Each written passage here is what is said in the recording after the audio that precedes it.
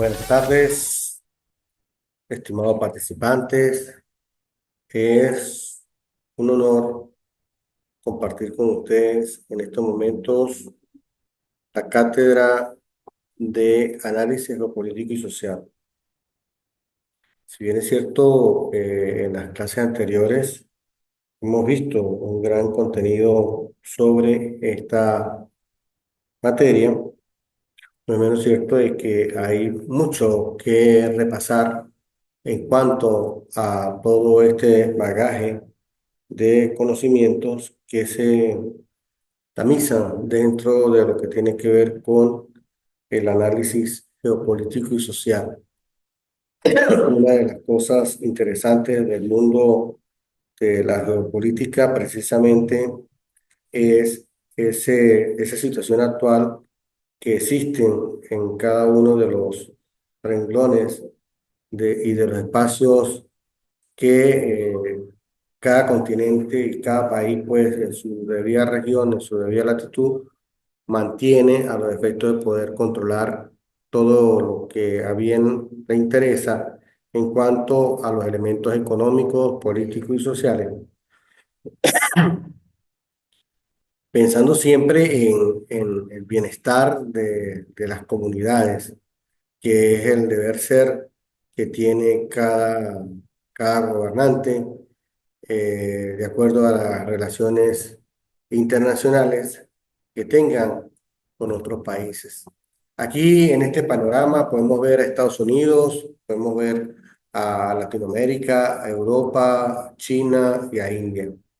Fíjense lo interesante de todo este bagaje de información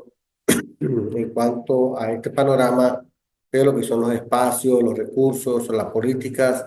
las relaciones internacionales. Ya lo decía John Arnott 2020 en el libro de Geopolítica de la nueva visión de la política mundial, que precisamente hay unos elementos fundamentales y que es precisamente el manejo del espacio.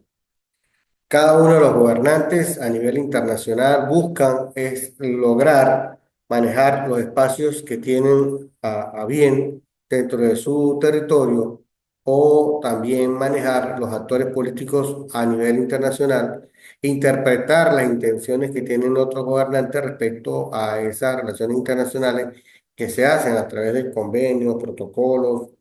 o tratados a los fines de lograr los mejores elementos fundamentales para de esa latitud en la cual se encuentra para el bienestar de la humanidad, para el bienestar de su gente, para el bienestar de la población. Ya lo vamos a ver más adelante cuáles son esos factores que inciden dentro del renglón de cada país. Aquí podemos tener lo que Rudolf Helen en su oportunidad señala que la historia no debe separarse de la geopolítica porque es un pilar fundamental y que ella, de acuerdo a esa simbiosis, a esa interconexión, le va a dar al Estado un bienestar de tranquilidad porque va a dar los pormenores estadísticos a fin de que el gobierno pueda realizar sus propias políticas dentro de esas estrategias que influencian el poder. No obstante, es importante saber que la geografía es una fundamentación dentro del estudio de la geopolítica, porque ella, a través de esa interconexión con la política, le va a permitir a los gobernantes hacer uso de las mejores estrategias, tanto militares y económicas, a los fines que con esas interrelaciones con otros países puedan lograr sus fines propios para el bienestar de la población. Y por supuesto que el desarrollo de la producción, de sus productos, es interesante.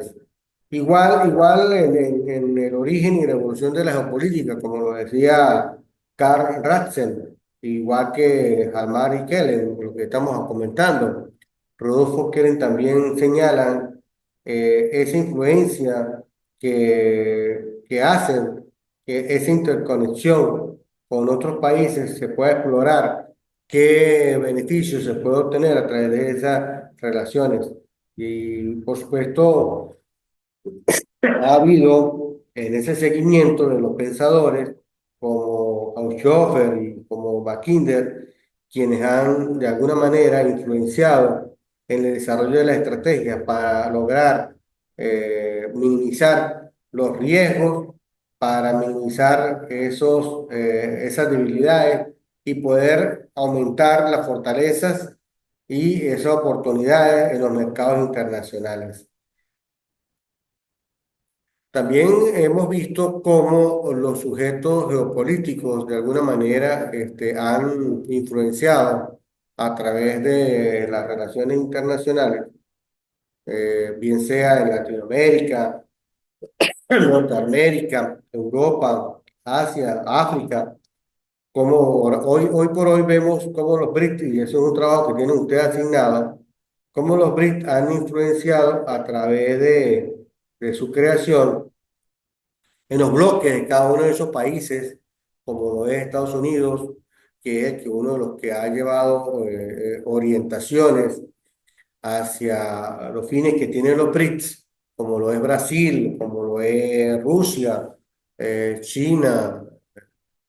India y Sudáfrica, que son países que fueron los pilares, pues, los pioneros para la formación de estos BRICS y que de alguna manera otros ahí se han querido agregarse a ellos, aliarse con sus fines de proyectar esa, esa situación que ellos desde el punto de vista de geopolítica han querido mantener. Hoy por hoy vemos cómo en el siglo XXI la geopolítica ha sido una influencia a través de todo lo que tiene que ver con la política y el espacio, con la territorialidad y todos esos factores que influyen, como es el clima y todos esos elementos que constituyen, pues, esos elementos fundamentales donde el Estado es el que tiene que tomar los elementos necesarios para poder seguir adelante. Aquí en esta lámina podemos ver la parte epistémica de lo que es la geopolítica. Por supuesto que todo país debe manejar los conocimientos y los saberes, tomando en consideración a a los expertos en esas materias para que logren llevar a cabo las mejores estrategias que el país requiere y lograr así los mejores beneficios en cuanto a las proyecciones que cada estado, cada gobierno tiene a bien que dirimir. Sin embargo, la geopolítica desde el punto de vista jurídico es importante porque precisamente allí nacen todo lo que tiene que ver con las relaciones internacionales. Ahí tiene que ver con todos esos protocolos, tratados y convenios, donde de alguna manera los países hacen esa interrelación que da a bien la parte de la gerencia y la parte del liderazgo. Un país que maneje perfectamente o en perfecta conexión el derecho puede de alguna manera ver los beneficios que arrojan estas relaciones que buscan esa interconexión con lo que es los elementos gerenciales y los líderes que están abordando el tema. Las relaciones internacionales es parte de esa sociología, parte de esa economía que hemos Porque dado. sinceramente puedes recordarte si tú no estás la soledad tan compadre. La luna no sabes, no te dejo a ver, pero soy otro no te olvidar. Porque sinceramente Hola, puedes Francis. recordarte. Y no estaba todo de tanto compadre. Hola Francis, ¿cómo estás? Un cordial saludo.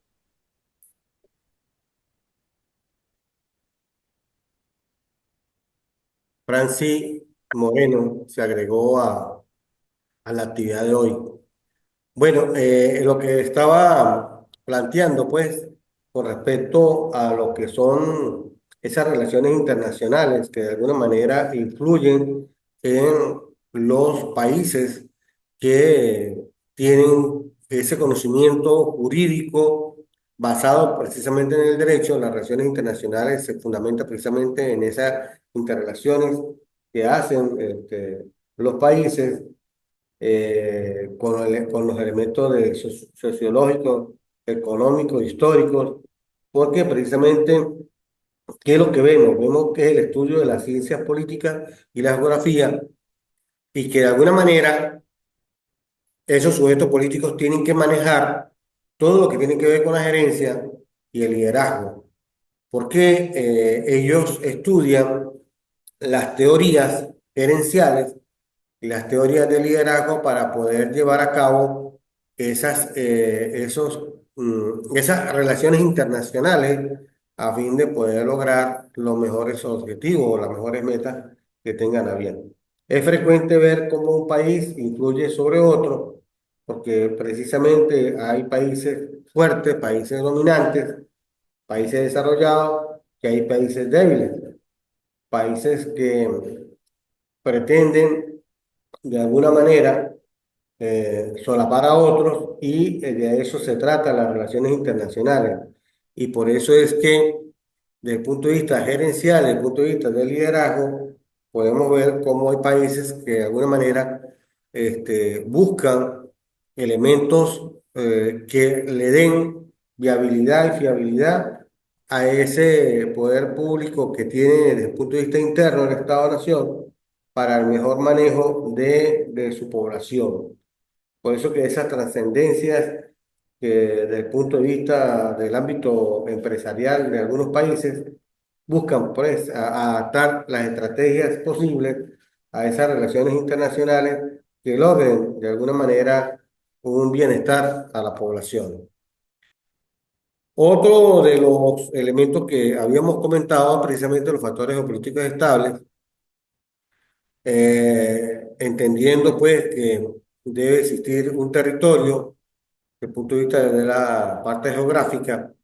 y que los espacios que se buscan acá en en esta incidencia, como es la parte del clima como un factor estable que incide precisamente en la distribución poblacional, incide el clima en la producción, incide en la viabilidad y en los espacios terrestres, aéreos, acuáticos, ¿verdad? Busca esa incidencia. Y por supuesto que cada país, a través de sus políticas públicas, debe hacer los estudios necesarios para que contrarresten esa incidencia por parte de los factores. El clima a veces, o siempre, no a veces, sino siempre el clima va a ser un factor estable importante dentro de la geopolítica, tanto en paz como en guerra. El clima va a incidir sobre las poblaciones y sobre los territorios en cada una de las latitudes que se esté produciendo esta situación. Es interesante saber cómo la incidencia de esos factores geopolíticos estables afectan un desarrollo poblacional. Los otros factores geopolíticos sociales, como son la población, siempre es la primera que va a sentir la incidencia de los factores, y uno de ellos, pues el clima, va a llevar a las poblaciones a buscar los mejores refugios, las mejores ubicaciones. Y desde el punto de vista geopolítico, la demografía es otro elemento de la estructura social o económica y política que cada país debe estudiar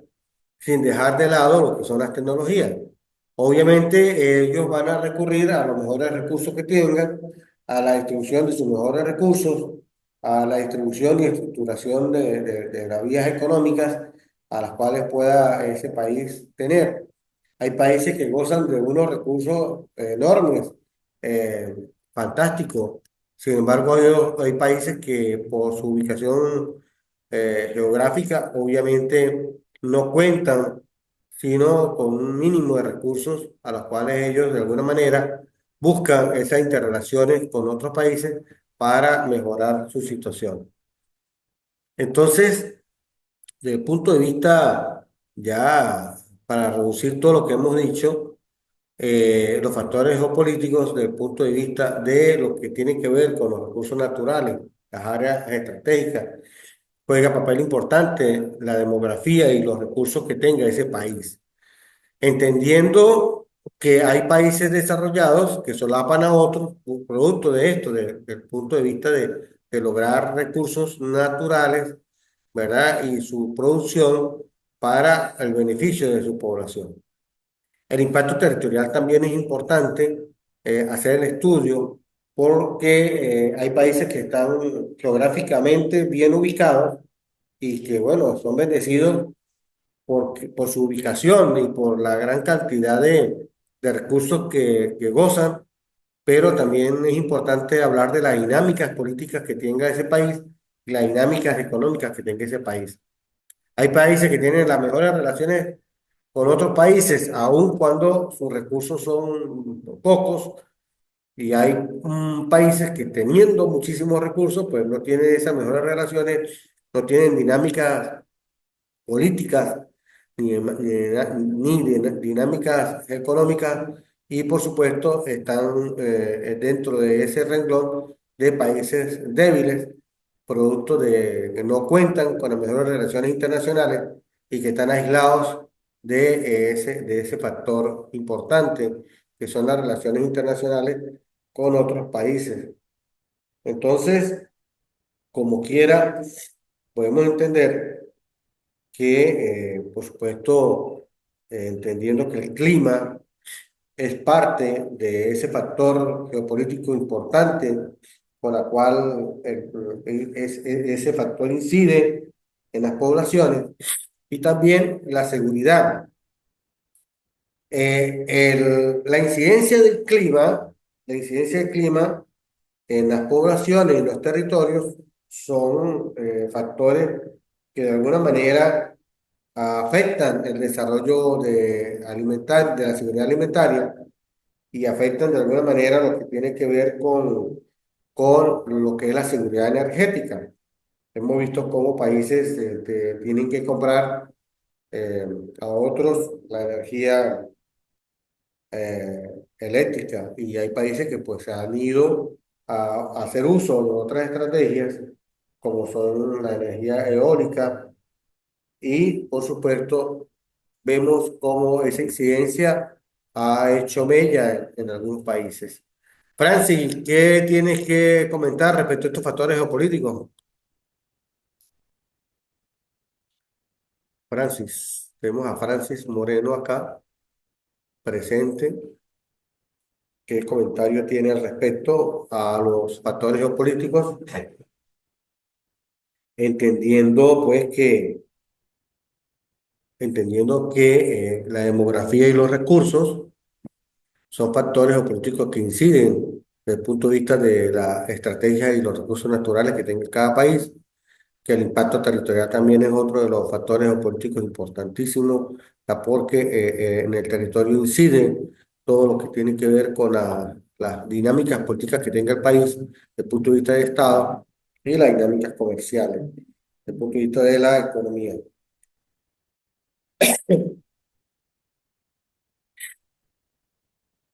Entonces, esto nos lleva a ver cómo la seguridad alimentaria y la seguridad energética también es afectada por el clima. ¿Qué se observa a nivel de esos factores que inciden desde el punto de vista de la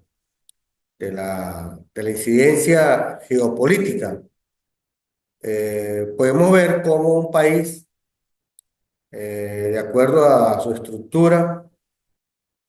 tiene un nivel adecuado desde el punto de vista relativo.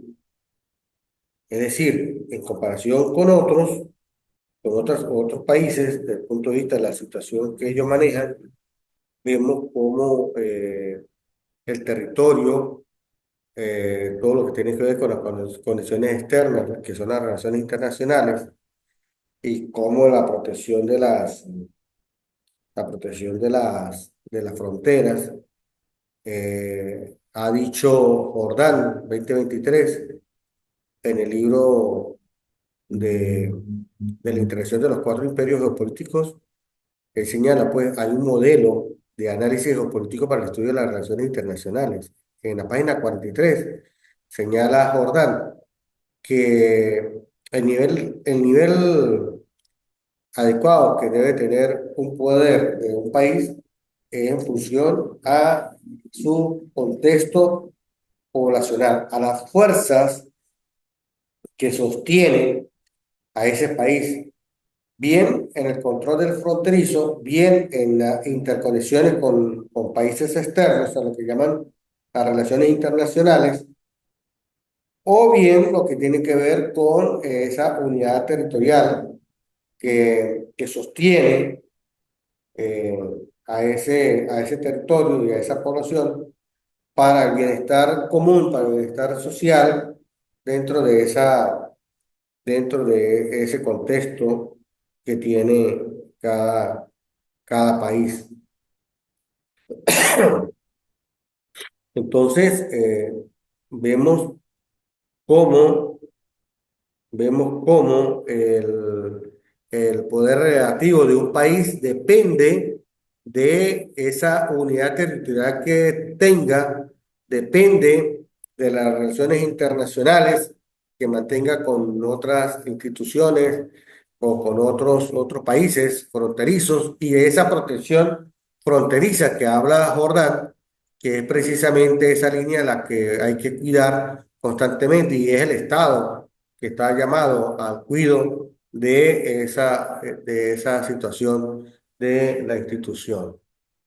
Entonces, otro de los elementos, aquí estamos en los llamados PRITS, que le estaba comentando hace un momento atrás, que los PRITS pues nacen producto de una necesidad de algunos países que buscan de alguna manera un control internacional de los recursos, sobre todo los recursos naturales y energéticos. Los BRICS son llamados por países, y bueno, se conforma precisamente por Brasil, Rusia, India, China y Sudáfrica, pero que ellos buscan precisamente esa interconexión de poder lograr los recursos naturales y energéticos de los países que son aliados como un factor y como un actor geopolítico dentro de su escala, dentro de su estatus. Y buscan en la actualidad, en su inicio, en 2018 el inicio de los BRICS nace de 5 países, pero hay muchísimos que tienen ahorita posibilidades de ser aliados, porque han visto que la idea no está mal, sino que lograr de alguna manera esas relaciones externas, esas relaciones internacionales que a bien tengan los países, a pesar que son de continentes diferentes, poder lograr esa interconexión desde el punto de vista de intercambio comercial, intercambio tecnológico, intercambio de todas las áreas que, que componen o que se estructuran dentro de un país, que por supuesto todo ello en el orden multipolar hace un impacto. El hecho de Brasil, una potencia suramericana, Rusia e India y China y Sudáfrica son países que hoy por hoy van en vías de superar esos niveles que tienen ya de desarrollo y vemos como por ejemplo el caso de India en la actualidad, cómo ha buscado ese gran desarrollo. No obstante, China tampoco se queda atrás. China hoy por hoy busca ser un elemento fundamental a nivel global, desde el punto de vista geopolítico, y podemos lograr la incidencia de estos países. Sí, Eh, claro. bueno, bueno, lo siguiente, profe, lo que pasa es que los BRICS nacen producto de una necesidad propia de, primero, entendiendo de una política global que caminaba solamente por una sola línea, después del derribamiento de el bloque socialista y desde luego la hegemonía predominante de Occidente en cabeza de los Estados Unidos y los países más importantes de Europa que se alinearon obviamente a esa tendencia internacional y desde luego el sometimiento en cierta manera de muchos países a nivel global que en cierta manera encontraron, digamos, en ese escenario internacional la caída de la contraparte que le pudiese en cierta manera poner algo de freno al modelo capitalista y lo que se le conoce también como la tendencia occidental del mundo. Llama poderosamente la atención cómo en ese escenario se necesitaba un discurso que permitiera un lenguaje ya más no unipolar, sino multipolar, y un lenguaje que tuviese la posibilidad de hacer algunos contrapesos a la política hegemónica en el marco del neoliberalismo y desde él de esa política global que pretendía obviamente y que desde el posicionamiento de esa corriente unipolar que estaba generando abusos extremados en muchos lugares del mundo y y el control hegemónico de instancias internacionales como la Organización de Naciones Unidas, que la misma ONU ha visto como sus disposiciones a veces no son cumplidas porque se tocan, digamos, criterios de abuso dominante y la posición dominante de Occidente en cabeza de los Estados Unidos y de sus aliados más cercanos, como el caso de la postura con el conflicto del Medio Oriente y el caso de Israel, que se niega permanentemente a aceptar las disposiciones de la Organización de Naciones Unidas cuando no le convienen y no le favorecen, lo mismo los Estados Unidos, y son aliados, digamos, eh, que hacen parte, digamos, de un discurso homogenizante que no permite, digamos, que se le interpongan en el camino cuando son intereses geoestratégicos para ello. En los BRICS empieza a aparecer como una posibilidad de esperanza para, para el caso de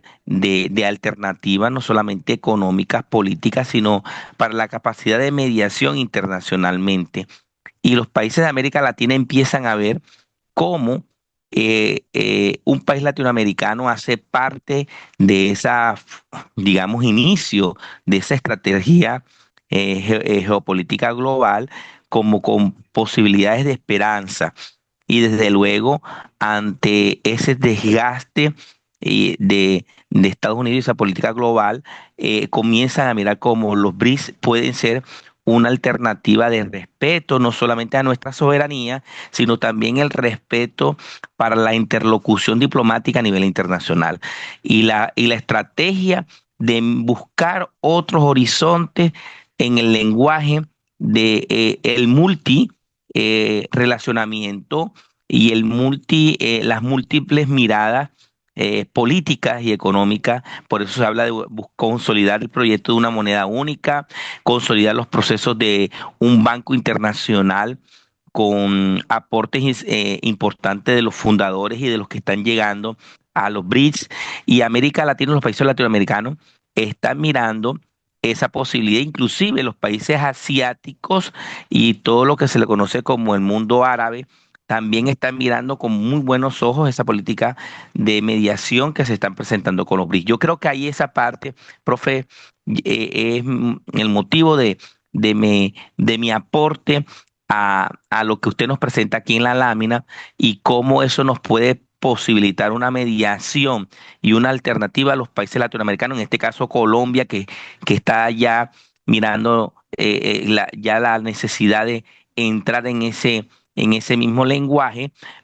y apartarse mucho de lo que hoy está ocurriendo en la política internacional. Muchas gracias, profe. Gracias, Ernesto. Bueno, sí, precisamente lo que tú acabas de hablar es eso, esa cooperación económica, comercial, política, incluso la misma cultural que buscan los miembros para poderse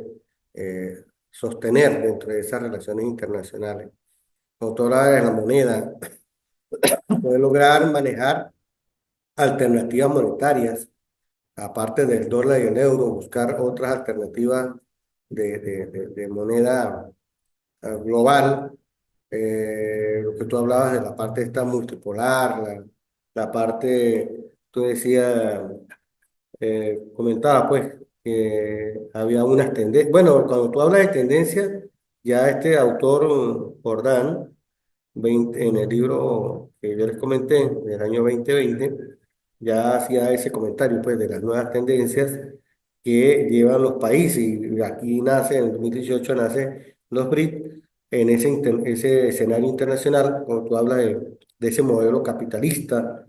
de la tendencia occidental, pero ciertamente, bueno, hay un lenguaje, como dices tú, un lenguaje multipolar,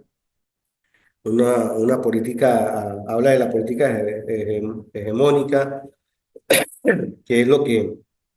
de la corriente unipolar y todos esos elementos que se derivan de esta parte del sistema que usa o que pretende los BRIC romper con esa hegemonía, buscar un sistema financiero global justo, inclusivo, que es lo que yo entiendo, la incorporación de nuevos aliados, creo que también es parte fundamental acá. Hay muchísimos países que han solicitado pues agregarse a esta parte de los BRICS, a este grupo. Y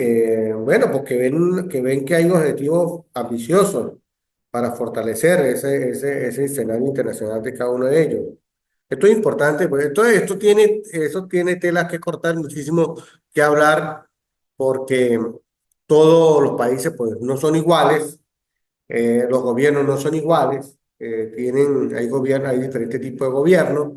hay diferentes actores políticos en esto, hay países que tienen potenciales,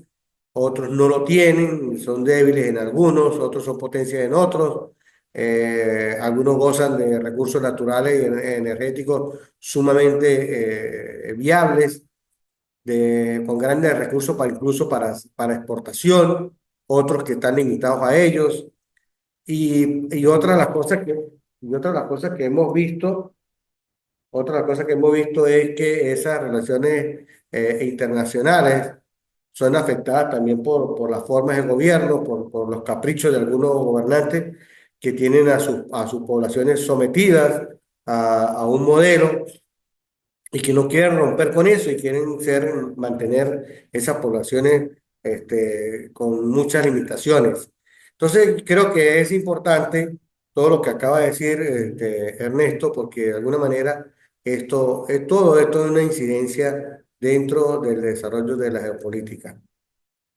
Profe, hay algo que quisiera complementar dije, y aprovechar este diálogo que estamos teniendo acá, es que acuérdese de una literatura de que, digamos, pudo vislumbrar Joseph Stiglitz en El malestar de la globalización, cuando él casualmente alcanza, digamos, a catalizar a través de su texto y mostrar cómo esta situación de profundizar esa etapa del capitalismo en su etapa más neoliberal, digamos, en esa fase de más del neoliberalismo que llevó unos niveles de extremo, porque lo dice Stiglitz allí, un premio de economía, que las situaciones extremas tienden a generar crisis profundas del mismo sistema y llevarlo a esa a ese extremismo, donde el achicamiento del Estado, donde el Estado que pues no sea regulador ni mucho menos, sino un Estado observador digamos, del desastre de su propia economía y que los bancos centrales iban a ver cómo esa política de libre mercado y las posibilidades de que los commodities a nivel internacional y los, y los digamos, estos dineros golondrinas, como le llaman algunos especialistas, de cómo fluctúan y emigran fácilmente de un mercado a otro, iba a llevar a muchos países a la quiebra o momentos de insolvencia económica, producto de esa política extrema que considera Stiglitz allí en su tomo, en el malestar de la globalización, que iba a generar profundos malestares de la economía en algunas regiones del mundo y iba a permitir el acumulamiento no solamente de capitales, sino las posibilidades de exprimir a países, someterlos a tales extremos que le iba a hacer imposible la supervivencia de algunos porque se iban a dar, y ahí está el caso de Haití, en América Latina, y ahí está el caso de insolvencia de algunos países de Centroamérica, de Sudamérica, para hablar de la región, sin mencionar algunos países asiáticos o países africanos que están hoy en un levantamiento, digamos, de sus naciones, más allá de los levantamientos insurreccionales, guerrilleros o subversivos, sino un levantamiento como de conciencia nacional y una conciencia colectiva, apartándose muy bien de los modelos de corte que establecieron las monarquías y establecieron los estados europeos en cada una de las regiones, para mencionar a África y América Latina. O sea, no somos los únicos que estamos en esa tendencia política y económica de mirar unas nuevas estrategias geopolíticas y ver cómo nuestros recursos estratégicos, las arenas o tierras raras, para hablar del coltán, pero no solamente, sino del níquel, y hablar de algunos recursos estratégicos para el desarrollo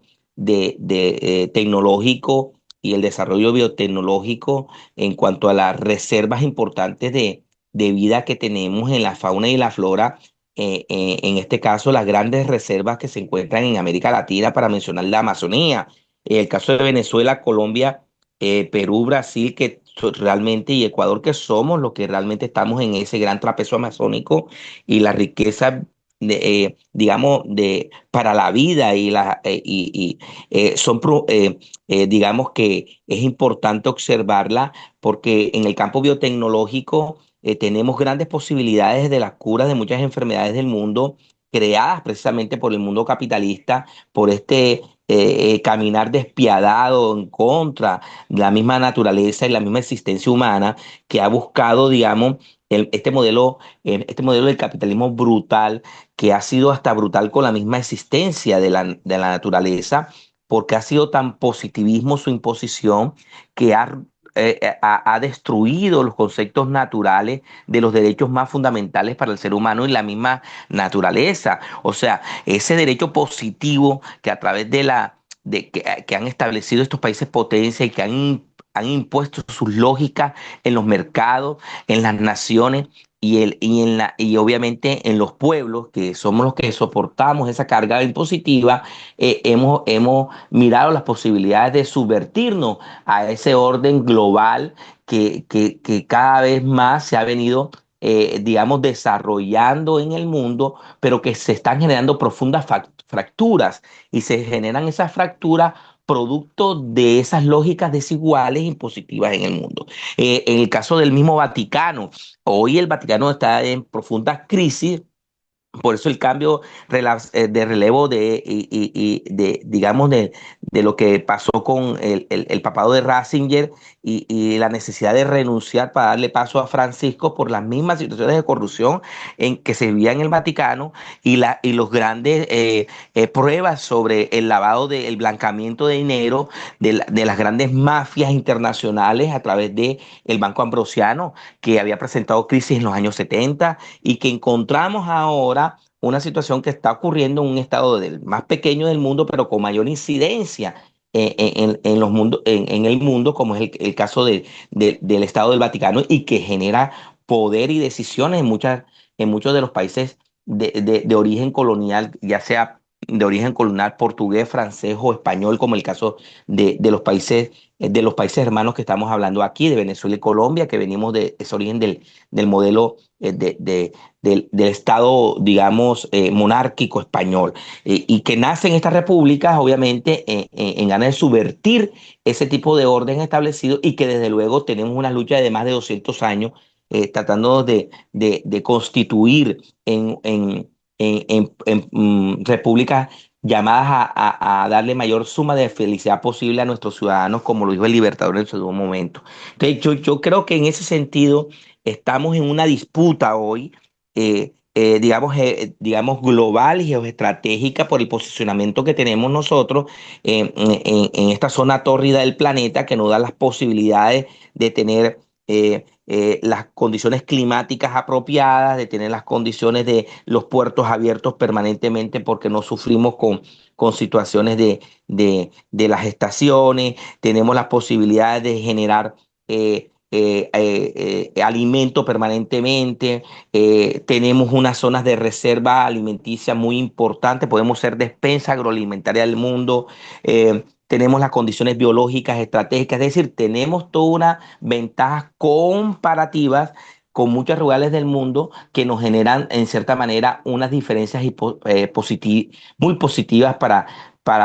pueblos. Hoy, casualmente, el presidente de Colombia hace poco está hablando de la necesidad de hablar de la Gran Colombia nuevamente, y yo creo que esto es un punto nodal estratégico para los países hermanos, sin necesidad de renunciar a las repúblicas que tenemos, sino la gran posibilidad de constituirnos en federación nuevamente de naciones latinoamericanas, y que hoy tiene un liderazgo muy importante con la presidencia pro tempore de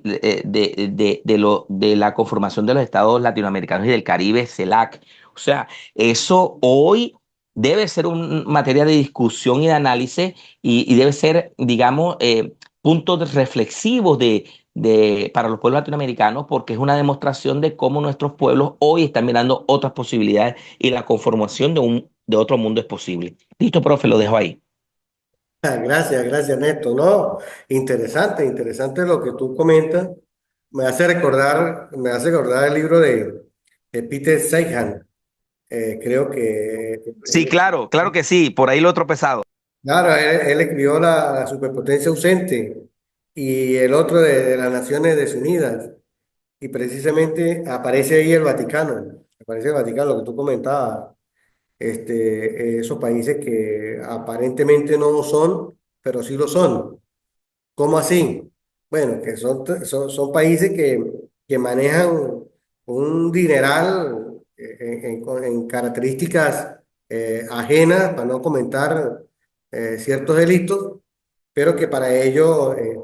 con todo y la ética que supuestamente que debería manejar, no lo hacen, son desviados en ese particular. Y por supuesto que yo por ahí escuché, no me acuerdo a quién fue, que el Vaticano tiende a desaparecer en el tiempo por un producto de eso, producto de la corrupción, producto de las cosas oscuras. No sé si tú te acuerdas de Mahan. Mahan, Sí, ah, claro, profe Mahan, y inclusive tenemos que hablar de literatura latinoamericana, como el caso de Vargas Vila. Claramente habla Vargas Vila en uno de sus textos critica que, mucho.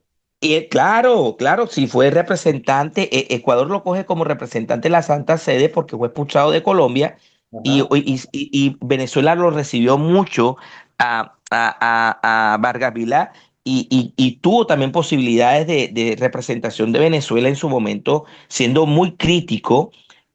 sobre las posturas que tenía acerca de eso. O sea, es no solamente es el Estado ausente, sino el Estado que tiene capacidad de penetrar ideológicamente mucho a nuestros pueblos. Entonces, él en Aves Negras, cuando habla de los cuervos y habla una crítica profunda a la comunidad de Jesús, habla que realmente ellos son los grandes políticos dentro de la misma línea más de mayor penetración en la iglesia y que tienen la capacidad de permear a través de sus sistemas de espionaje a los gobiernos latinoamericanos y desde luego saben realmente dónde, cómo y de qué manera actuar. O sea, critica profundamente de que ese es el Estado que por dentro corroe las instituciones de nuestros países y que los corroe y que tarde o temprano va a terminar siendo sumido ellos por dentro, es decir, va a ser engullido, es el término que utiliza Vargas Vila, internamente por su proceso de corrupción interna. O sea, ahí tenemos nosotros una gran demostración de cómo realmente nuestros países nacieron con, digamos, con la termita por dentro. Es decir, nacieron con la descomposición en su proceso semillar que ha llevado a generar todos estos trastes de dificultad, pero sobre todo tenemos grandes posibilidades de progreso, porque la gente y el pueblo se va a dar cuenta de las grandes dificultades y eso tarde o temprano les va a llevar a que ellos mismos desaparezcan y el pueblo ser más consciente de la necesidad. Sin necesidad de ese aparato ideológico desaparecer, es de transformarse en sí mismo, porque consideran de que cuando se hermanan con sus propios hermanos, cuando se configuran esas sociedades de hermandad en nuestro pueblo latinoamericano, podemos realmente salir adelante en estas dificultades que históricamente hemos tenido y que realmente nuestros pueblos han sido capaces de superar. Yo creo que esto es un momento de inflexión que estamos pasando en el contexto internacional, en este contexto geopolítico, donde los procesos educativos están cambiando, los marcos jurídicos están cambiando a nivel nacional, la gerencia y los liderazgos igualmente. Es decir, estamos encontrando en este momento y eso se lo debemos, y hay que decirlo así, sin necesidad de ponernos y sonrojarnos. Eso se lo debemos en un momento coyuntural a la Revolución Bolivariana. Gracias a la Revolución Bolivariana, en su momento fue un faro importante del despertar latinoamericano y posibilitó, a pesar de las crisis internas, las crisis de corrupción, las crisis sí, pero fue un gritar que necesitaba Latinoamérica para que despertara a muchos pueblos. Unos llegaron en un primer momento, en ese resurgir, unos respondieron, unos países respondieron en ese primer momento, otros quizás no. En el caso de Colombia no fue tan inmediata, le podemos decir que tardíamente, pero es un nuevo gritar que se está dando en Latinoamérica con estas nuevas corrientes de los gobiernos progresistas, muy progresistas, pero más atenuados al radicalismo profundo, no llamarse socialista ni el nuevo socialismo del siglo XXI, sino ser capaces de hablar algo del comunitarismo, es decir, tomar concepciones propias de este territorio y, digamos, amalgamarla con las reivindicaciones históricas de los pueblos milenarios como los pueblos amerindios y los pueblos afrodescendientes. Es decir, es una versión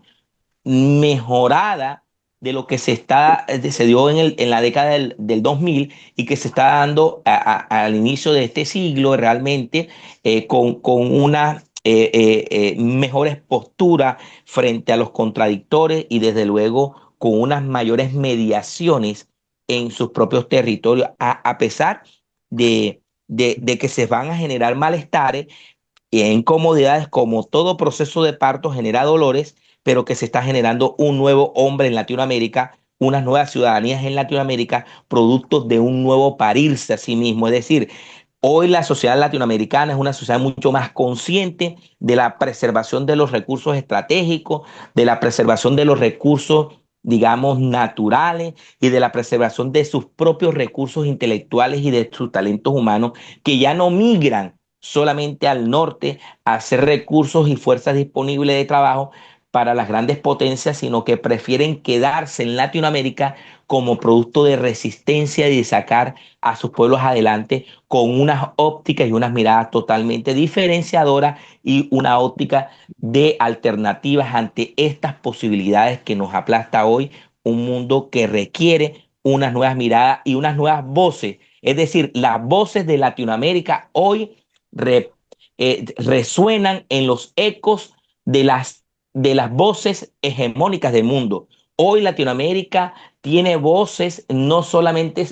como en antaño, silentes, que dejábamos cómo se estaban generando el concierto de las naciones y nos miraban a nosotros como los patos traseros ante las políticas intervencionistas de algunos países hegemónicos. Hoy América Latina tiene voz, hoy América Latina tiene alternativa y eso hace parte no solamente, como decía el mundo Husserl, hace parte, digamos, de unas voces diferenciadas con posibilidades de desarrollo diferenciado.